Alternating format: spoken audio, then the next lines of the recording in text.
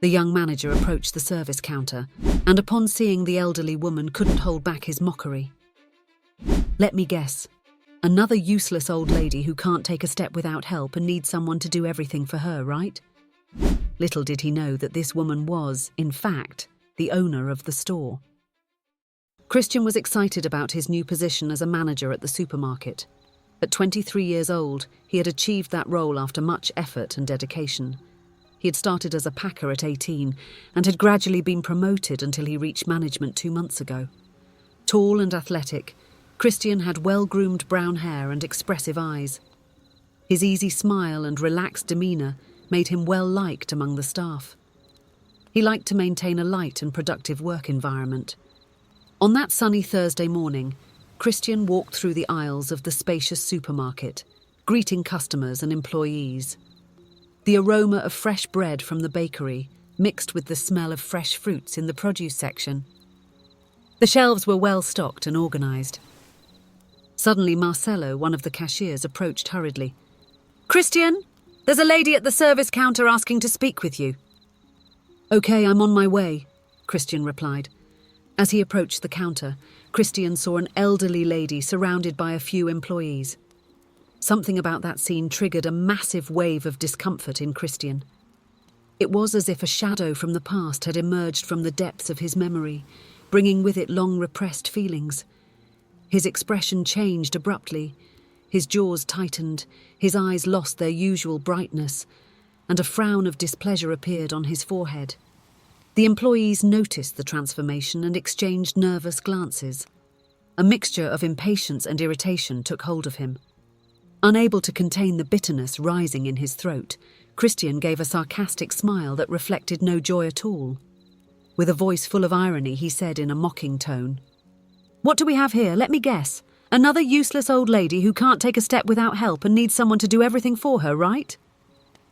The employees looked at Christian shocked, unable to comprehend such a different attitude from his usual behaviour.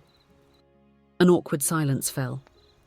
The elderly lady looked at him with serenity and said, "You must be Christian, right? I'm Celine Richardson. I believe you were informed of my visit." The blood drained from Christian's face. His heart raced and he felt his legs weaken. Celine Richardson was the owner of the supermarket chain, a nationally recognised businesswoman. He had been informed about her visit, but he hadn't met her in person.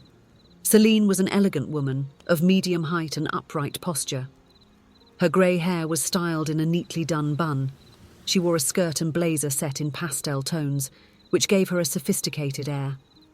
Her blue eyes conveyed a mix of wisdom and firmness.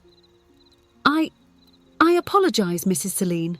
I didn't know it was you," stammered Christian, feeling his face burn with embarrassment and despair. Celine looked at him sternly. "So, if I were a regular customer, would the way you treated me be right?" No, of course not. My attitude was reprehensible and..." Christian tried to justify himself but was interrupted. Okay, Christian, let's go to your office because we have matters to discuss," Celine said decisively. Christian led her to his office, feeling completely unsettled. The office was small but organised, with a wooden desk, some chairs and cabinets filled with documents. They spent the afternoon reviewing reports and spreadsheets on the store's performance. Christian struggled to concentrate, but his mind kept replaying the embarrassing episode. His hands trembled slightly as he handled the papers. With each question from Celine, he feared she would mention the incident. At the end of the afternoon, Celine politely said goodbye. "Well, Christian, it was a productive day. I will return tomorrow, as I have some ideas I want to implement in the network. This store will be a great place to test them." Christian nodded, feeling a mix of relief and apprehension. After Celine's departure, he remained in his office, reflecting on what had happened and fearing the consequences of his actions.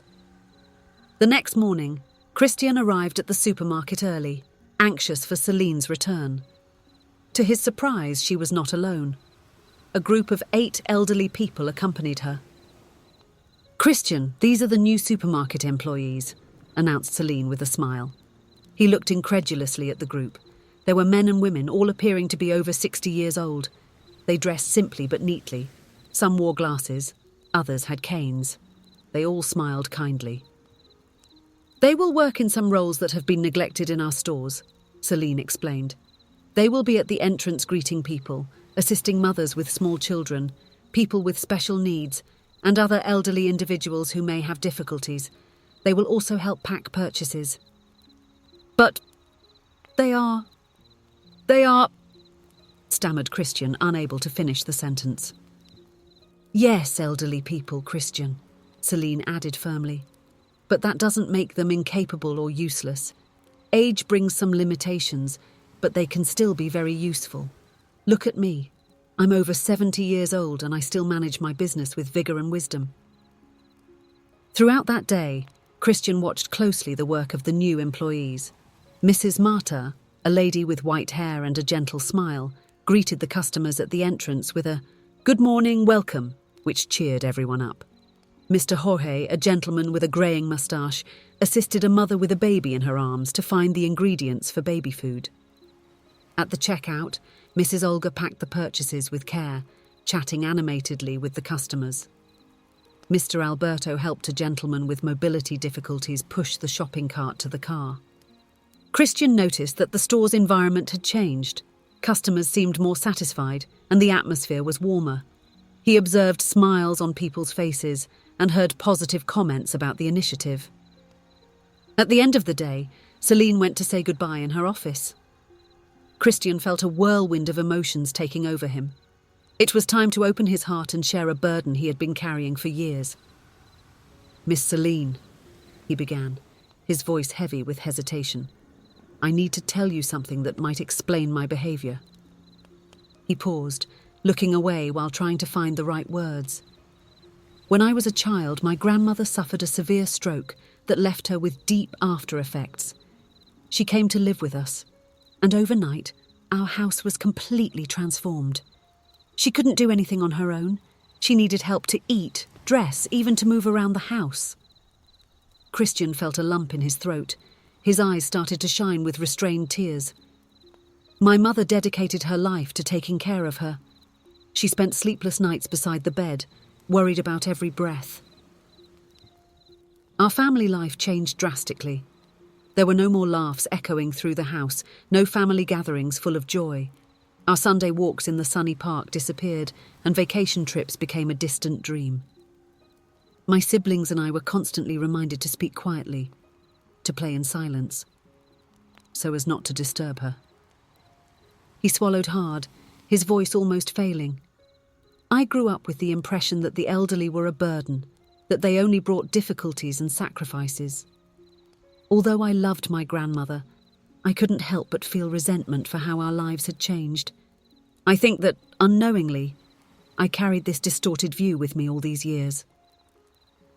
Christian looked up at Celine, letting the vulnerability show in his eyes. "Seeing the gentlemen and ladies working here today made me realize how wrong I was. They are not a burden, they are a source of wisdom and joy. But I was trapped in my painful memories, unable to see beyond them." Celine watched him with a gentle and understanding gaze. "Christian, thank you for sharing this with me. I understand that it must have been a very difficult time for you and your family. But remember, each person is unique, and each elder has their own story and capabilities. What happened to your grandmother was an unfortunate circumstance, but it does not define the reality of everyone." A tear rolled down Christian's face. "I know that now. I realize that I let my past experiences cloud my judgment. I want to change. I want to learn to value people for who they are, not for what I fear they might be." Celine smiled gently. "I'm glad to hear that. The first step toward change is recognition.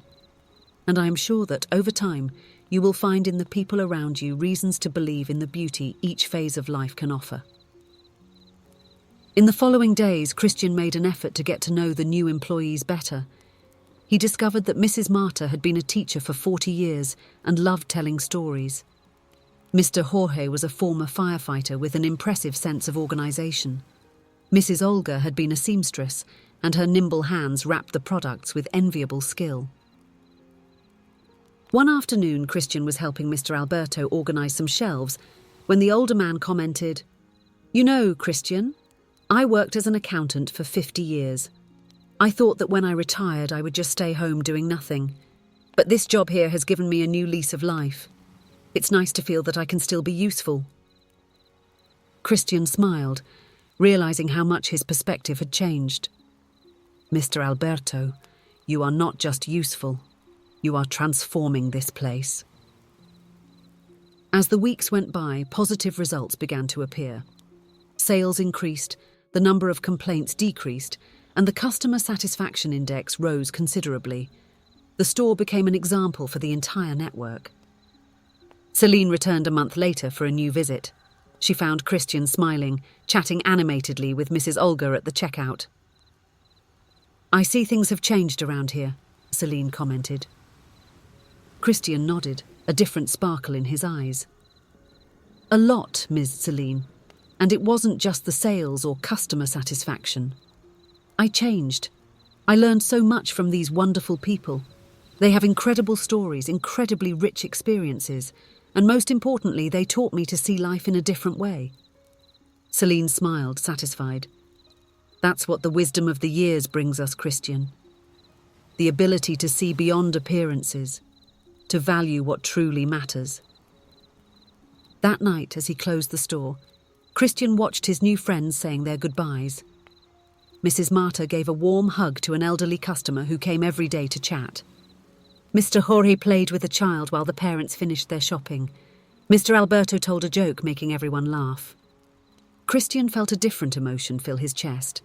It was gratitude, respect, and a deep affection for those people who had transformed not only the supermarket, but especially his way of seeing the world.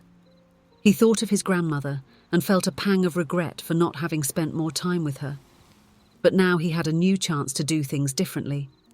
There was still so much to learn, so many stories to hear. As he left, he looked at the supermarket's illuminated sign and smiled. It was no longer just his workplace. It was a place of transformation, of encounters, of life. And he, Christian, was no longer just a manager. He was someone who had learned one of the most valuable lessons: age does not diminish a person's value. On the contrary, it can make them a treasure of experiences and wisdom. With this thought, Christian walked home, eager for the new day that would come, full of possibilities and learning. He knew that his journey of discoveries was only just beginning. If you enjoyed the story, please leave a comment with a rating from 1 to 5 to show how much you liked it. Also, watch the video that is now appearing on your screen. See you soon.